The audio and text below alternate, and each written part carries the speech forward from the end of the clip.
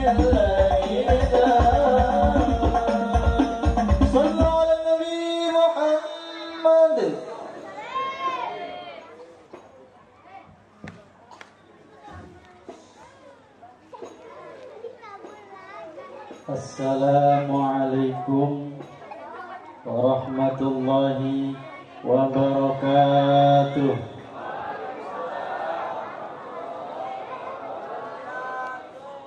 Assalamualaikum warahmatullahi wabarakatuh.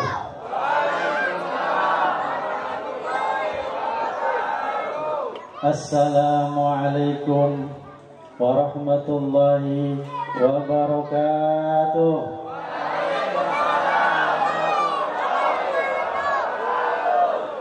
Akhirnya terus banget nih. Jebur repot terus. Alhamdulillah wassalatu wassalamu ala habibil aliyyil azim sayyidina Muhammadin al-hadi ila siratikal mustaqim. Ashhadu an la ilaha illallah wahdahu la syarika lah wa ashhadu anna sayyidana Muhammadan abduhu wa rasuluhu la nabiyya ba'dah.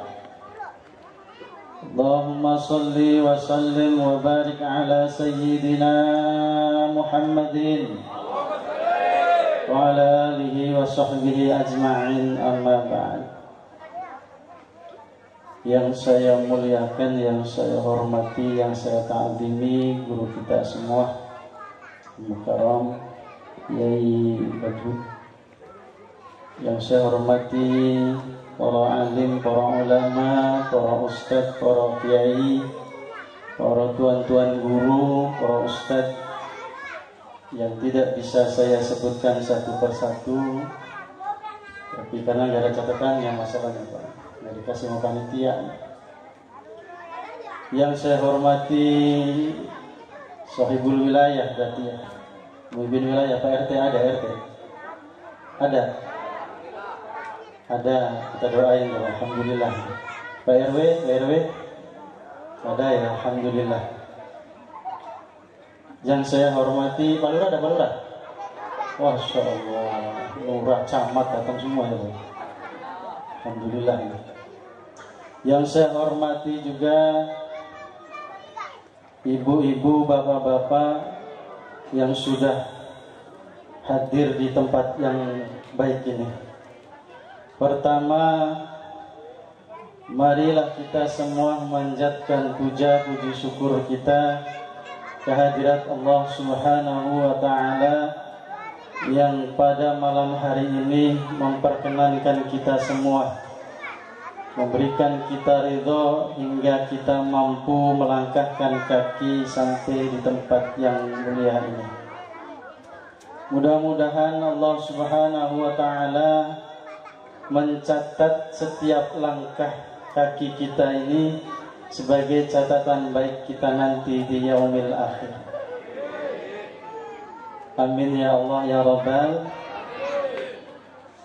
Salawat juga marilah kita selalu sanjungkan kepada baginda kita Nabi Agung, Nabi besar Muhammad sallallahu alaihi wasallam, juga keluarganya, para sahabat, para tabi'in, dan juga kita juga semuanya yang selalu mengharapkan syafaatnya Rasulullah sallallahu alaihi wasallam.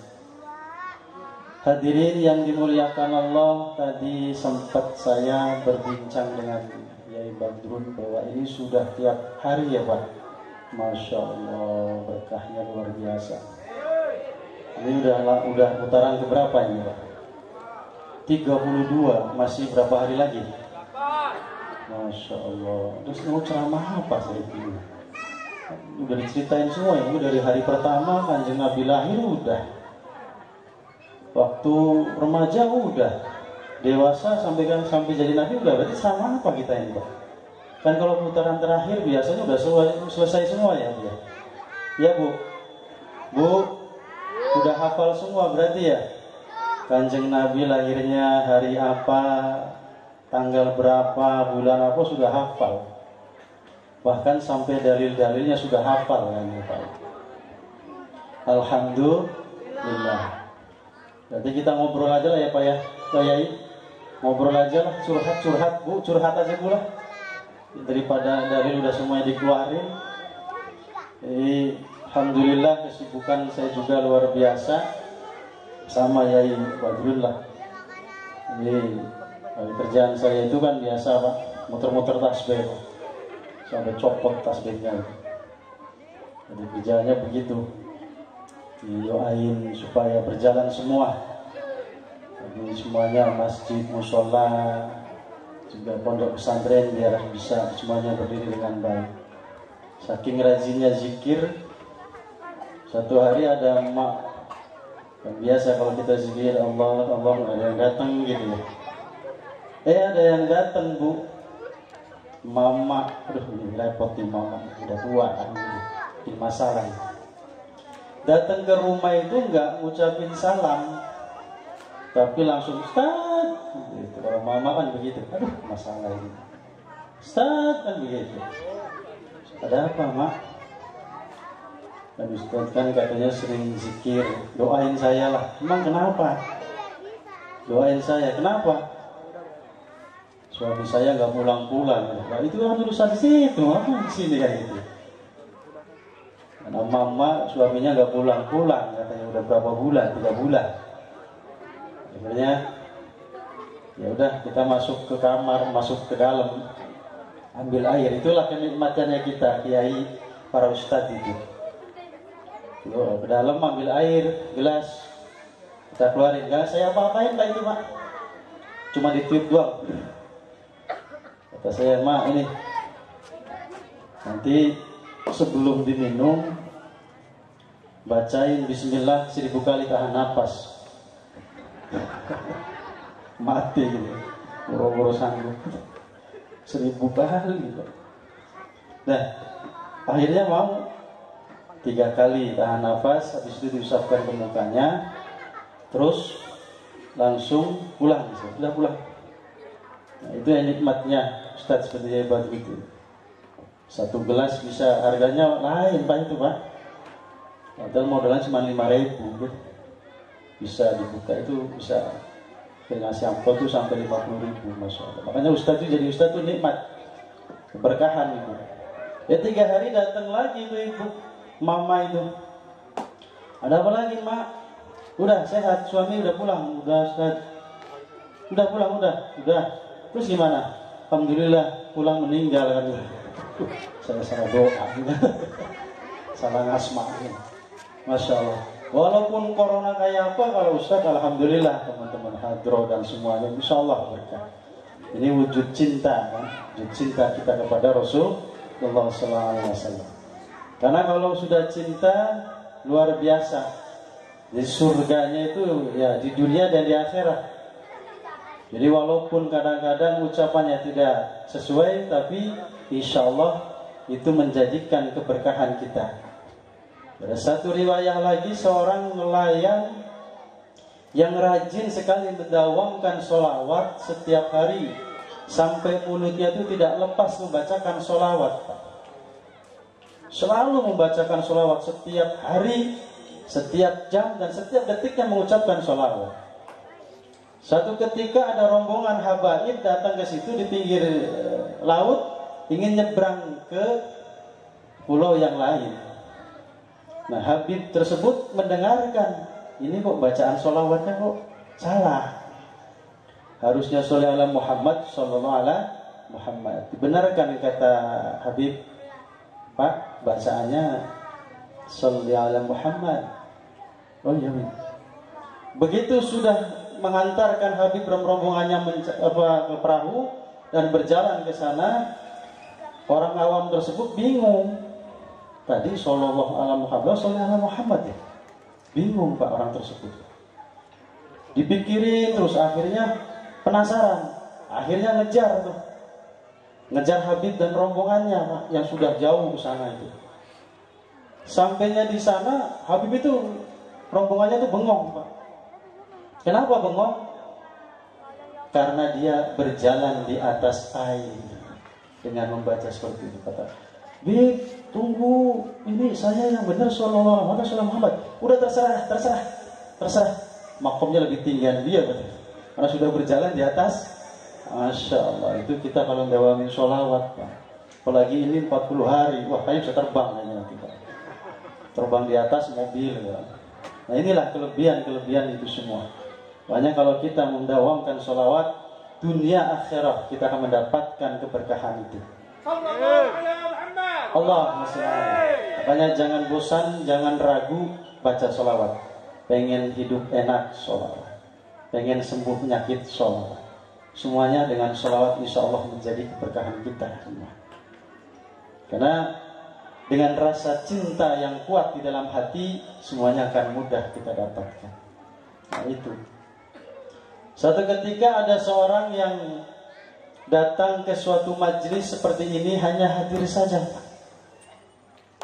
Majlisnya majlis manaqib kan seperti itu. Kecintaan kepada Syekh Abdul Qadir Al-Jilani. Hadir di dalam majlis. Hanya hadir saja karena memang orang awam juga nggak bisa apa-apa. Orang awam, pedagang datang ke majlis, masya Allah. Suatu ketika karena memang sudah sepuh meninggal dunia. Ini rasa cinta. Ini makanya kenapa saya awali seperti ini, biar kita harus yakin dengan apa yang kita lakukan. Membaca sholawat dan rasa cinta ini harus kita tumbuhkan dari sekarang. Meninggal dunia seperti biasa pasti didatangi oleh malaikat, ya Bu ya? Ya Bu. Bu mau masuk surga, Bu. Bu masuk surga mau? Mati dulu. Ya iya mati dulu kan, lewat mati kan baru masuk surga. Begitu ditanya oleh malaikat, man Rabbuka, siapa Tuhanmu? Abdul Qadir. Namanya juga orang awam, ini Abdul Qadir jawabannya. Ditanya lagi, man Rabbuka? Abdul Qadir jawabannya. Masya Allah, ini Abdul Qadir mulu mau dihajar pakai apa namanya itu Pak? Gada. Ada yang nangkep Pak. Nanti dulu. Ini murid saya. Masya Allah, rasa cinta. Akhirnya apa? Malaikat lapar sama Allah, ya Rob, saya mau menghukum orang gak bisa. Kenapa? Ngomongnya Abdul Qadir mulu katanya. Kata Allah, cemen amat jika kamu sama orang masa gak berani kan begitu. Udah turun sana, beresin. Datang lagi, tanya lagi. Man Rabbuka? Abdul Qadir, lagi jawabnya apa itu? Abdul Qadir mulu, mau dihajar lagi, malah gadanya diambil oleh Syekh Abdul Qadir Al-Jilani. Pergi kamu laporan lagi. Nah ini rasa cinta yang tumbuh. Tapi kita ada rasa yang sama. Nah insya Allah dengan kita cinta kepada Kanjeng Nabi, kita akan selamat di dunia wal akhirat. Cinta sama Nabi, Bu. Bu, cinta gak sama Nabi? Yang keras Bu, yang keras, semangat Bu. Cinta gak sama Nabi? Cinta gak sama Nabi? Cinta gak sama saya? Wah. Cinta sama Kanjeng Nabi. Cinta kepada Nabi itu harus dibuktikan, itu harus diwujudkan seperti kita waktu berpacaran. Itu harus dibuktikan dengan perbuatan. Gak bisa hanya sekedar omongan-omongan saja, harus dibuktikan. Bagaimana cara kita membuktikan cinta kita kepada Nabi? Nah ini. Yang pertama, kalau kita mencintai Nabi, yang pertama adalah sering kita menyebut nama Nabi kita. Atau bahasa ininya membaca sholawat. Nah ini harus diingat. Jadi bukan cinta-cinta tapi gak pernah dilakukan. Jadi cintanya kita kepada Nabi harus dibuktikan. Yang pertama adalah kita harus memperbanyak menyebut nama Nabi. Sholawat. Boleh macam-macam sholawat. Ada sholawat Maria, sholawat Fatih. Aduh Ustaz, itu kepanjangan, itu gelibet amat gitu ya. Ya udah pendekin dah, Allahumma sholli ala sayyidina Muhammad. Itu juga masih kepanjangan. Ya udah Muhammad dah, ribet amat kan gitu. Sama pahalanya adalah 10 darajah. Nah itu. Makanya yang pertama sebagai wujud kita cinta kepada Nabi adalah sering kita mendawamkan atau menyebut-nebut nama Nabi kita Muhammad sallallahu alaihi wasallam. Nah, ini penting. Lah terus bagaimana? Lah terus kita juga yang keduanya adalah mengikuti tingkah laku atau akhlaknya Nabi kita. Apa Bu? Mengikuti akhlaknya Nabi. Akhlak yang seperti apa? Akhlak yang pertama adalah akhlak kita dengan Allah Subhanahu wa ta'ala.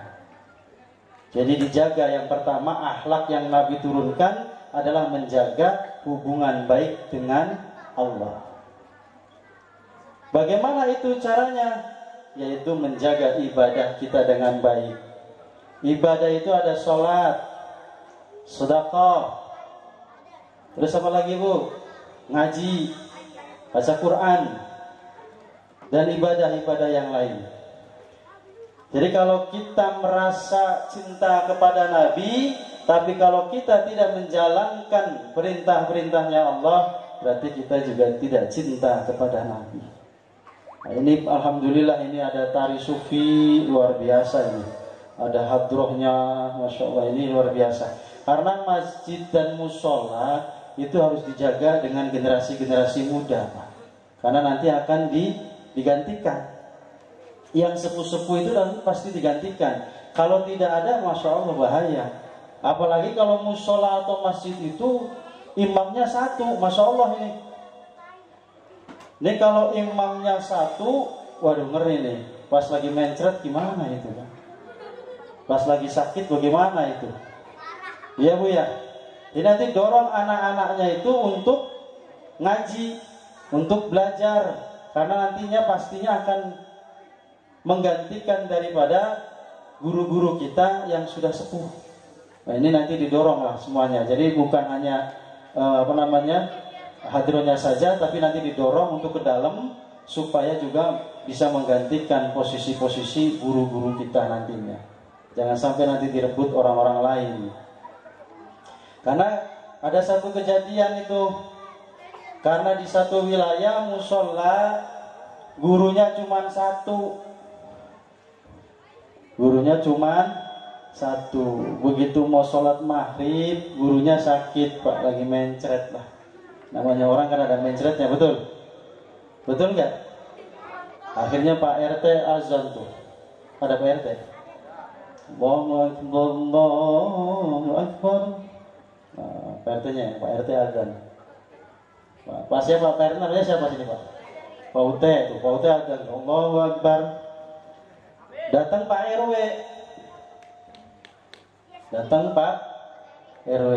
Komat. Pak RW ada Pak RW? Kata Pak RW komat. Habis itu dorong-dorongan. Teh, imam teh. Kan saya udah azan. Kata RW, jadi saya juga udah komat. Terus gimana ini? Gimana ya? Apa kita umumin aja, nggak usah sholat sih, libur. Karena nggak ada ininya. Jangan diliburin. Tahu-tahu ada anak muda tuh. Ada anak muda yang sok-sokan lah. Karena memang anak Pak RW cakep Pak. Waduh, gayanya udah luar biasa itu. Datang, ada apa ini Pak RT Pak RW? Mau sholat.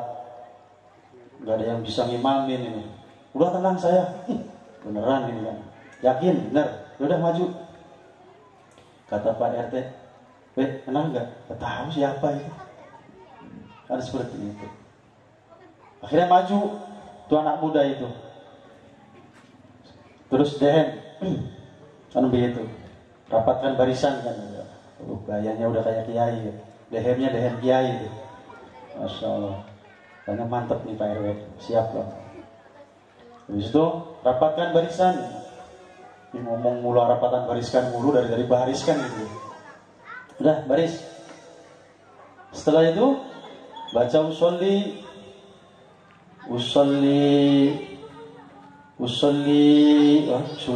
mulu, kapan selesainya? Kata PRW, kapan selesainya nih usolli? Teh ingetin aja teh. Maghrib, usolli fardul maghrib baru ingat. Habis itu takbir.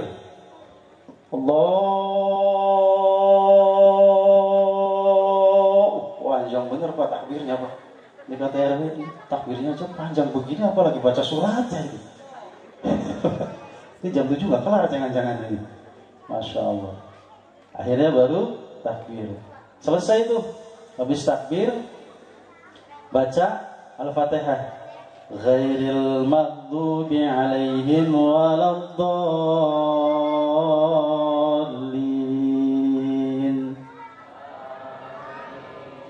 Perasaan tadi 2 orang tapi banyak suara gitu.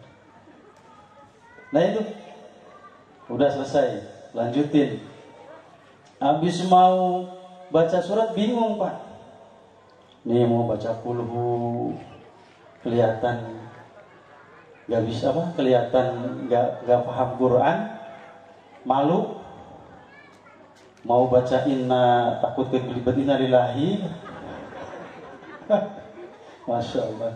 Akhirnya lama, diem aja itu. Kata Pak RW, lama banget. Kata RW, ayo, ini imam masih bingung nih, Masya Allah. Apa yang saya baca dia? Ingat tuh waktu ngaji, kalau mau ngaji baca wal asri Pak. Pulang ngaji baca wal asri. Wah ini. Wal asri innal insana lafi khusrin illal ladzina amanu. Blank Pak. Lupa. Ini imam tuh amanu lupa. Amanu.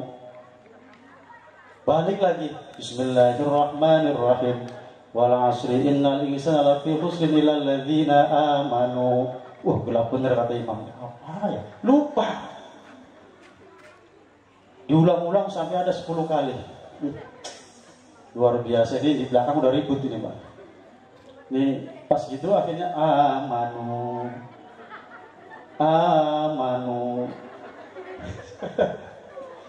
Akhirnya nengok belakang. Kata RT-nya nggak tahu. Subhan. Nengok ke RW terserah. Masya Allah. Tapi karena memang pernah ikut jadi panitia maulid, ingat sholawatan Pak. Amanu sholli ala Sayyidina Muhammad. Disaut kan sama RT-nya sholli. Nah ini jangan sampai terjadi di lingkungan kita Pak. Ini anak muda harus kita dorong, Masya Allah itu. Luar biasa sekali sampai begitu Pak. Akhirnya sholawatan bareng Pak itu. Marhabanan sekalian Pak itu. Nah ini yang harus kita jaga Pak. Jangan sampai generasi muda tidak ada yang siap menggantikan daripada generasi-generasi yai kita yang di lingkungan kita. Makanya hadroh oke, dari sufi apalagi, tapi di masjid dan musola jangan sampai dikosongkan. Jadi yang pertama akhlak yang ditiru, yang diikuti adalah hubungan baik kita dengan Allah. Itu wajib. Rasulullah menjaga sekali. Yang kedua adalah akhlak kita dengan orang tua. Karena orang tua adalah keramat. Ini kadang-kadang ada orang jamaah ziarah sampai Wali Songo. Bukan saya anti ziarah, saya doyan banget Pak ziarah Pak. Di majelis, di pesantren juga doyan sekali Pak kita berziarah. Tapi jangan sampai lupa ada orang tua. Kalau masih hidup ya disoani dulu, silaturahim dari orang tua. Kalau sudah nggak ada ya kita kemakan. Ini ibu-ibu kan begitu. Ziarah belum nyampe, kolang kali udah 5 kilo Pak. Air langsung bawa supaya 5 dirijen Pak. Nah ini orang tua, ini keramat. Hati-hati dengan anak-anak kita yang sekarang zamannya sudah luar biasa. Anak-anak kita sudah canggih karena ada HP di tangannya. Hanya harus kita jaga tuh. Dan zaman sekarang kan begitu, beda dengan zaman kita dulu. Anak-anak sekarang pulang sekolah, pulangnya jam 1, pulangnya jam 5. Harusnya pulang jam 1, pulangnya jam 5. Ibunya pulang-pulang nanyain, "Neng, dari mana?" Kepo amat sih.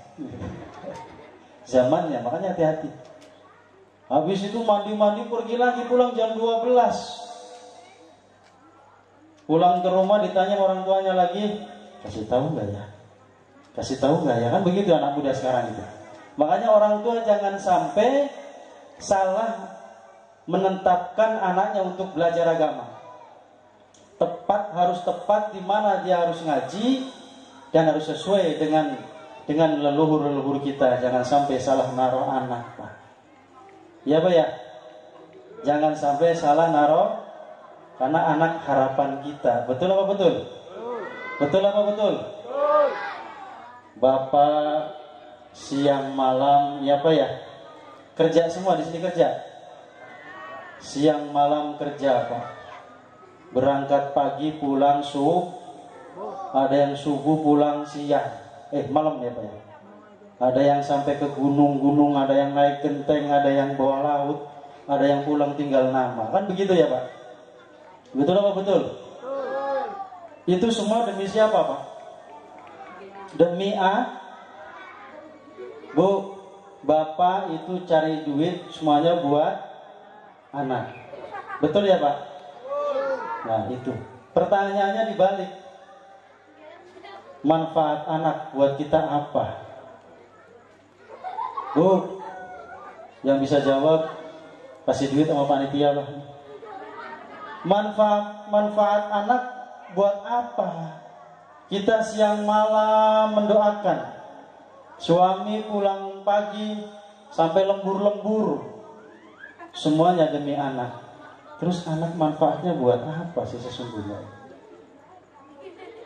Apa manfaat anak buat kita? Yang pertama, anak adalah memberikan syafaat kepada kita. Kalau anaknya meninggalnya sebelum balik, itu celengan kita, ya Pak ya? Ya Pak, itu celengan Pak. Belum balik berarti celengan kita. Alhamdulillah Ustadz, anak saya nggak ada yang meninggal, semuanya sehat, gede-gede. Semuanya nggak ada yang bermasalah, sehat, semuanya pintar, cerdas, mungkin bahasanya. Yang kedua, karena yang satu nggak dapat, yang kedua, manfaat anak buat kita adalah yang bisa menemani kita nanti kita di saat uzur kita. Kan banyak Bu, betul? Anak tuanya malah berantem, malah berani sama orang tua. Bahkan ada yang sampai membunuh orang tuanya.